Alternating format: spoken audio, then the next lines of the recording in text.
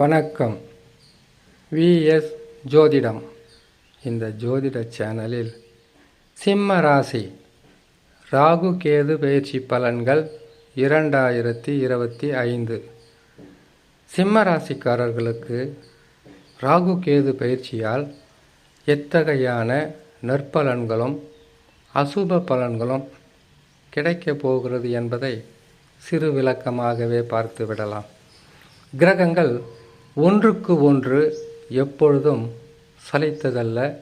ஒருவருடைய வாழ்க்கையில் சந்தோஷமும் நிம்மதியும்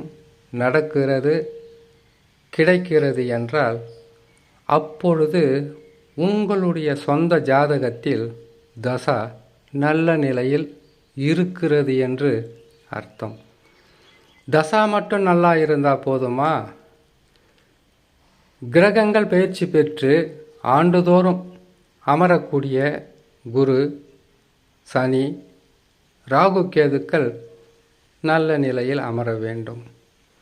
ஒருவேளை தசா சரியில்லாமல் போய்விட்டால் குரு, சனி, ராகு கேதுக்கள் நல்ல நிலையில் அமர்ந்தால் நற்பலன்களும் திடீர் தனலாபங்களும் தொழில் வளர்ச்சியும் வியாபார முன்னேற்றமும் திருமணம், வீடு கட்டுவது, கிரக பிரவேசம் செய்வது, வெளிநாட்டுக்கு போவது என்கின்ற சுப நிகழ்ச்சிகள், சந்தோஷமான நிகழ்ச்சிகள், மன நிறைவான நிகழ்ச்சிகள் ஒன்றின் பின் ஒன்றாக நடந்து கொண்டே இருக்கும். ஒருவேளை தசா நல்லா இருந்து குரு, சனி, ராகு கேதுக்கள் பாதகமாக பயிற்சி பெற்று அமர்ந்துவிட்டால் உங்களுக்கு வரக்கூடிய எத்தனை கெடு பலன்கள் இருந்தாலும் அதிலிருந்து உங்களை காப்பாற்ற தசா உதவி செய்யும். தசாவும் சரியில்லாமல் கிரகங்கள் ஆண்டுதோறும் பயிற்சி ஆகக்கூடிய குரு, சனி, ராகு கேதுக்களும் சரியில்லாமல் இருந்தால்தான் வாழ்க்கை என்பது போராட்டங்களாகவும் தொடர் தோல்விகளாகவும் நஷ்டங்களாகவும் கஷ்டங்களாகவும் பல வகையிலும் பின்னடைவை சந்திக்கக்கூடிய நிலையில் மாறிவிடும். இப்போது ஒன்று, சொந்த ஜாதகத்தில் தசா நல்ல நிலையில் இருக்கணும். இன்னொன்று, கிரகங்கள் பயிற்சி பெற்று அமரும்போது ராஜ கிரகங்கள் என்று சொல்லக்கூடிய குரு, சனி, ராகு கேது நல்ல நிலையில் அமர வேண்டும். ஒன்று கெட்டாலும் மற்றொன்று உங்களை காப்பாற்றக்கூடிய அமைப்பில் இருந்தால்தான் இந்த போராட்டமான உலகில் போராடி வெற்றி பெற வழியாக இருக்கும். ஒருவேளை தசாவும் சரியில்லை, கிரகமும் சரியில்லைன்னா நிறைய கஷ்டங்கள் கொடுத்துரும் இல்லையா? எதுக்காக இவ்வளவு விளக்கம்னு கேட்டிங்கனாக்கா, கிரக அமைப்புகள் சரியில்லாத காலத்தில் தெளிவுபட மனம் உங்களுக்கு சங்கடம் இல்லாத அளவிற்கு பலன்களை சொல்ல வேண்டும். சிம்மராசிக்காரங்க யார்? எது எடுத்தாலும் கோபம், அவசரம், ஆத்திரம். எது செய்தாலும் அது உங்களுக்கு ஒரு பிரச்சனை வராமல் அதிலிருந்து முழுமையாக வெற்றி பெற வழி இல்லாமல் இருக்கும். காரணம் கிரகப்பகை. கிரகப்பகை என்றால் என்ன? சனி பகவான் முற்றிலும் பகை. ராகு கேதுக்கள் படு பாதகத்தை செய்யக்கூடிய கிரகங்கள். இந்த 3 கிரகங்கள் தான் சிம்ம ராசியான உங்களுக்கும் கடகராசியான மற்றொருவருக்கும் கடும் பகையும் கடுமையான விரோதிகளாகவே பார்க்கக்கூடிய அமைப்பில் எப்பொழுதுமே இருக்கும். இவங்க நல்ல இடத்துக்கு வந்தாங்கன்னாக்கா கட்டாயமாக நல்லதை செய்வாங்க, கூடவே கெட்டதையும் சேர்த்து செஞ்சுக்கிட்டு வருவாங்க. ஏன்னு கேட்டிங்கனாக்கா, உங்களுக்கு பாதகாதிபதி இவங்க. பாதகாதிபதி எப்போவுமே சாதகமான பலன்களை தரமாட்டாங்க. அப்படி சாதகமான பலனை தராங்கன்னு கேட்டிங்கனாக்கா, அதில் கொஞ்சமாவது சாதகத்திலிருந்து மாறுபட்டு பாதக பலன்களை கட்டாயம் செய்வார்கள். வாழ்க்கையில் நீங்கள் எவ்வளவு போராடி வெற்றி பெற்றாலும் சிறிதளவாவது உங்களுக்கு மனக்குறை இல்லாமல் இருக்காது. இதற்கு காரணம் கிரகங்கள் உங்களுக்கு சனி, ராகு, கேது பகையாக இருப்பது தான் காரணம். நிழல் கிரகங்கள் என்று சொல்லக்கூடிய, சர்ப்ப கிரகங்கள் என்று சொல்லக்கூடிய ராகு கேது சூரிய கிரகண காலங்களில் சூரியனை ராகு பகவான் விழுங்கி விடுவார் என்பது ஒரு மிகப்பெரிய ஒரு ஜோதிட சூட்சும ரகசியமாகவே இருக்கும். ராகு பகவானுக்கு சூரிய பகவான் பகையாக இருக்கும்போது கேது பகவானுக்கு சந்திர பகவான் எப்பொழுதுமே பகை. ஒளி கிரகங்களுக்கு பகையாகவே இருப்பது தான் சனி, ராகு, கேது. இப்பொழுது ராகு கேது உங்களுக்கு எந்த நிலையில் இருக்கிறார்கள்? கடந்த 1.5 வருடங்களுக்கு முன்பதாக 8இல் ராகு இருந்தார், 2இல் கேது இருந்தார். பாதகம்தான். உடல் நலத்தில், மனநலத்தில், வருமானத்தில், குடும்பத்தில் ஏற்படக்கூடிய குழப்பமான சூழ்நிலையில், செய்யும் தொழிலில், வியாபாரத்தில், கொடுக்கல் வாங்கலில் பிரச்சனை இல்லாமல் இருந்திருக்காது. எதையாவது ஒன்று இழந்திருக்க வேண்டும். பணமாக இருக்கலாம், பொருளாக இருக்கலாம், இல்லை வண்டி வாகனமாக இருக்கலாம். இல்லைன்னு கேட்டிங்கனாக்கா எண்ணற்ற உறவு சிக்கல்கள் கூட உறவுகளை கூட இழக்கக்கூடிய ஒரு சூழ்நிலையாக இருந்திருக்கும்.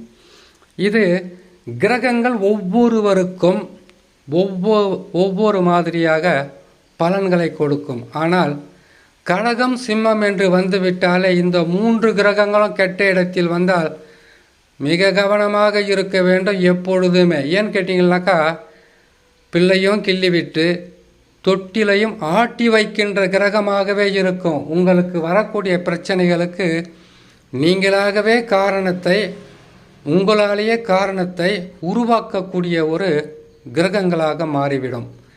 அப்படி இருக்கும்போது ராகு கேதுக்கள், ராகு பகவான் உங்கள் ராசிக்கு 7ஆம் ராசியில் அமருகிறார். கேது பகவான் உங்கள் ராசிக்கு ஜென்ம ராசியில் அமருகிறார். இந்த நேரத்தில் அஷ்டம சனியும் ஆட்டி படைக்கின்ற அஷ்டம சனியும் உங்களுக்கு பாதகத்தை தருகின்ற ஸ்தானத்தில் இருக்கிறது. அப்படின்னா சொந்த ஜாதகத்தில் யோக அதிபதியாக இருந்தால் இப்போ கூடவா அவங்க தொல்லை பண்ணுவாங்க? இது கிரக பயிற்சி காலம். கிரக பயிற்சி என்பது ராகு கேதுவா 1.5 வருஷம், குரு பகவானா 1 வருஷம், சனி பகவானா 2.5 ஆண்டு காலங்கள். சொந்த ஜாதகத்தில் யோக அதிபதியாக அமர்ந்திருந்தாலும் அமர்ந்த இடத்திற்கு தக்கவாறு பலன்களை கொடுக்க வேண்டியது கிரகங்களுடைய கடமை. அந்த வகையில் அஷ்டம சனின்னா 2.5 ஆண்டு காலம் அல்லது 30 மாதம். 30 மாதமும் உங்களுக்கு கஷ்டங்களையும் நஷ்டங்களையும் கொடுத்துக்கிட்டு இருக்க மாட்டார். அப்படி 30 மாதமும் 2.5 ஆண்டு காலமும் உங்களுக்கு பல வகையிலும் நஷ்டங்களாகவும் மீள முடியாத பிரச்சனைகளாகவும் இருக்குதுனாக்கா கட்டாயமாக உங்களுடைய சொந்த ஜாதகத்தில் தசா வலிமை இல்லாமல் பாதக தசாவாக இருந்தால்தான் அப்படி முடியும். ஆகையால் சிம்ம ராசிக்காரர்கள் முதலில் பார்க்க வேண்டியது சொந்த ஜாதகத்தை, சொந்த ஜாதகத்தில் நடக்கின்ற தசாவை. தசாவுக்குள் அந்தர சூட்சமம்னு ஒன்று இருக்கும், அதுவும் வேலை செய்யும். புத்தி, அந்தர, சூட்சமம். இந்த நிலையில் சிம்மராசியான உங்களுக்கு ராகு பகவான் 7ஆம் இடத்தில் இருப்பது. 7ஆம் இடம் என்பது கணவன் மனைவி, நல்ல காதலர்கள், நல்ல நண்பர்கள், சொந்த பந்தம், உற்றார் உறவினர், பல வகையான உறவுகளை குறிக்கக்கூடிய இடம். அந்த இடத்தில் ராகு. எப்போவோ நீங்கள் செய்த சிறு தவறாக இருக்கலாம், இல்லை இப்போ செய்த சிறு தவறாக இருக்கலாம்.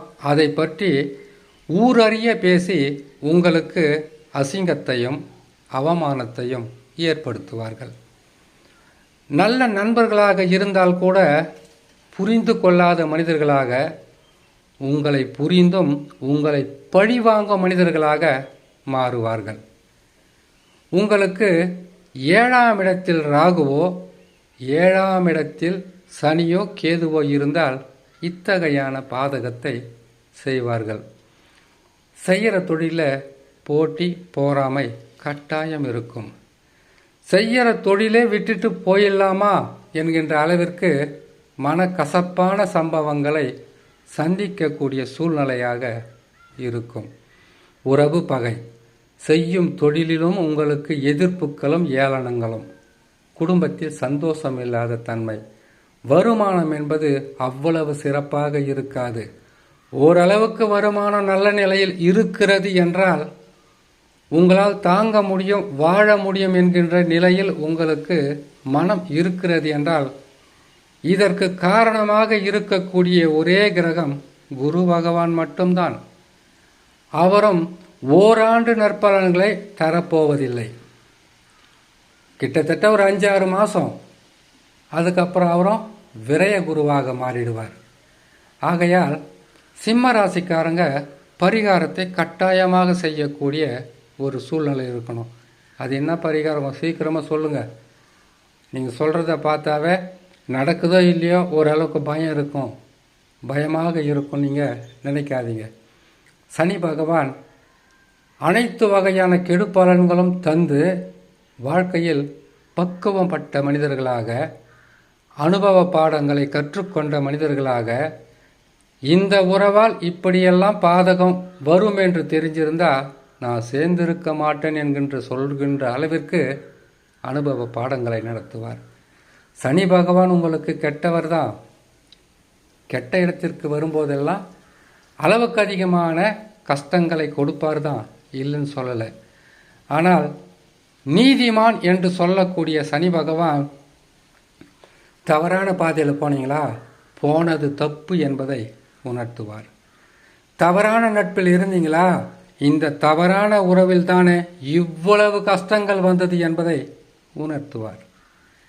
தவறான முடிவை எடுத்தீங்களா, இந்த தவறான முடிவில் தான் இவ்வளவு பெரிய பாதகமும் அவமானங்களும் ஏற்பட்டது என்பதை தெள்ளத் தெளிவாக உங்களுக்கு உணர்த்தி இனிமேல் அந்த தவறையும் தப்பையும் செய்யாத அளவிற்கு உங்களை பக்குவப்படுத்துவார். சனி பகவான் கெட்ட இடத்திற்கு வந்துட்டாரா, கெட்டது மட்டும்தான் நடக்கணும் கிடையாது. கெட்டதை நடத்தி அதன் மூலியமாக உங்களுக்கு அனுபவம் என்கின்ற மிகப்பெரிய ஒரு பாடத்தை கொடுத்து அடுத்த கட்டத்திற்கு நகர்த்தி செல்வார். அது மட்டுமல்ல, சனி பகவான் வந்துட்டாவே தொழில் நஷ்டம், பொருள் நஷ்டம், அதுக்கப்புறம் வியாபார நஷ்டம், அவமானம், சண்டை, பிரச்சனை தான் நடக்குமா? இல்லை.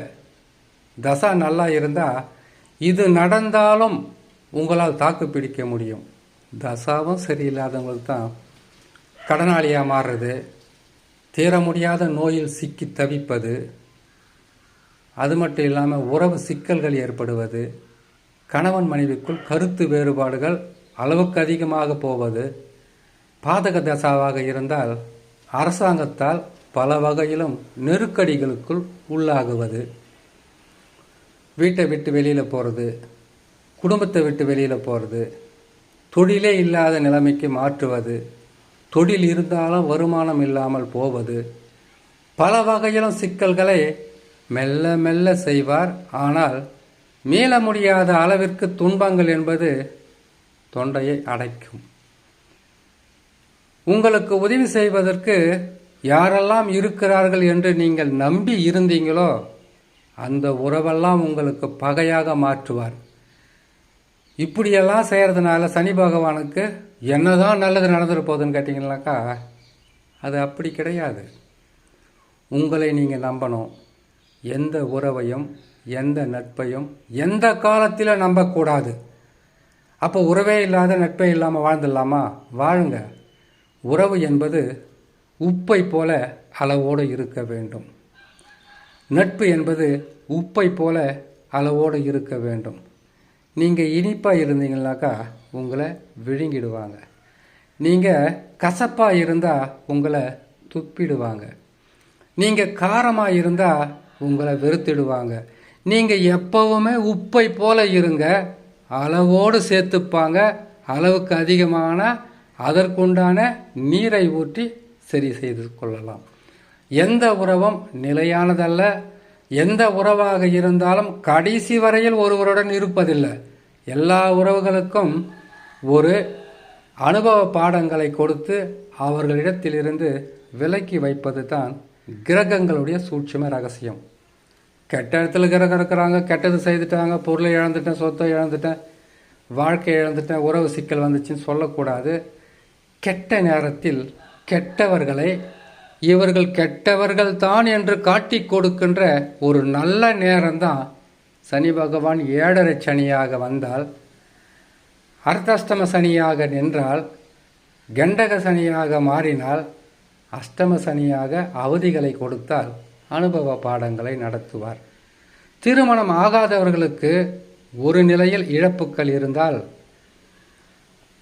திருமணம் ஆகி குடும்பத்துடன் இருக்கின்ற குடும்ப தலைவன் அல்லது தலைவி, பொறுப்புகளை சுமக்கின்ற ஆணாக இருந்தாலும் சரி பெண்ணாக இருந்தாலும் சரி கடுமையான பாதிப்புகள் வரக்கூடிய காலகட்டம் என்பதினால் மிக கவனமாக இருக்க வேண்டும் சிம்ம ராசி. இதற்கு பரிகாரம் என்னதான் செய்யணும்? முதலில் எல்லா வகையான பிரச்சனைகளுக்கும் ஒரு முற்றுப்புள்ளி இப்போ வைக்க முடியாது. காரணம், அஷ்டம சனி வந்தாச்சு.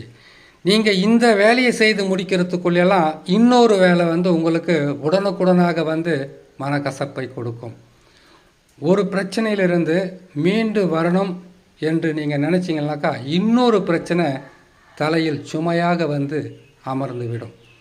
உறவு சிக்கல் என்பது ஒன்றின் பின் ஒன்றாக உங்களை கஷ்டப்படுத்தும், நஷ்டப்படுத்தும். இதையெல்லாம் தாங்கக்கூடிய மனப்பக்குவம் கட்டாயமாக சிம்ம ராசிக்கு இருக்கும். ஏன்னு கேட்டிங்கனாக்கா, சிம்ம ராசி தான் தனிக்காட்டு ராஜாவாச்சே.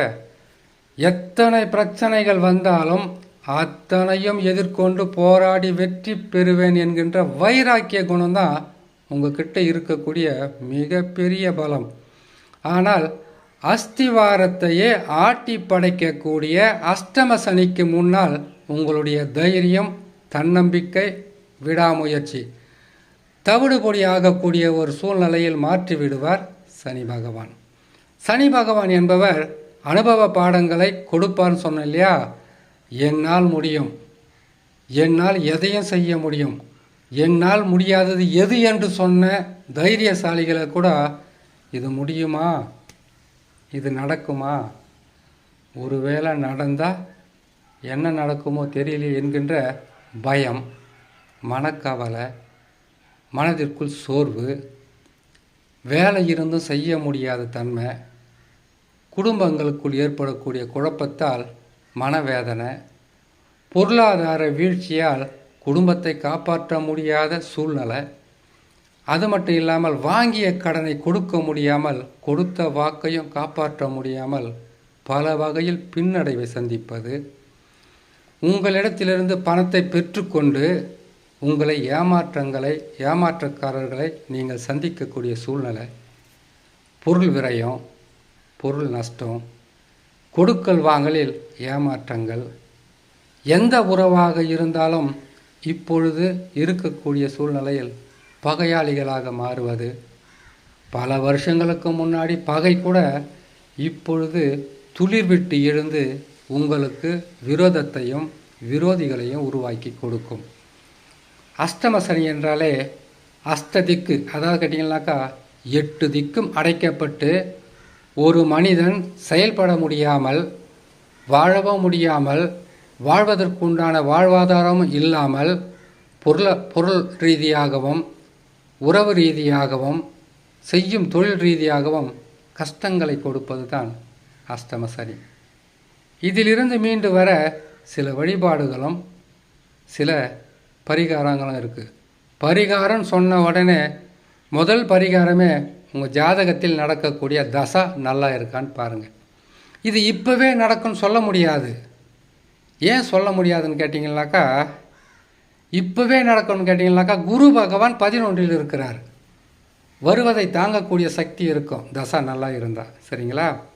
சரி, ஒருவேளை தசா சரியில்லை, பாதகமாக தான் இருக்குது, சனி பிரத்தி செய்வதும், குலதெய்வ வழிபாடு, இஷ்ட தெய்வ வழிபாடு, அநாதை ஆசிரமங்களுக்கும் முதியோர் இல்லங்களுக்கும் சென்று உங்களால் இயன்றவரை உணவு, உடை இது வாங்கி கொடுத்து அவங்கள மன திருப்தி செய்துட்டு வாங்க.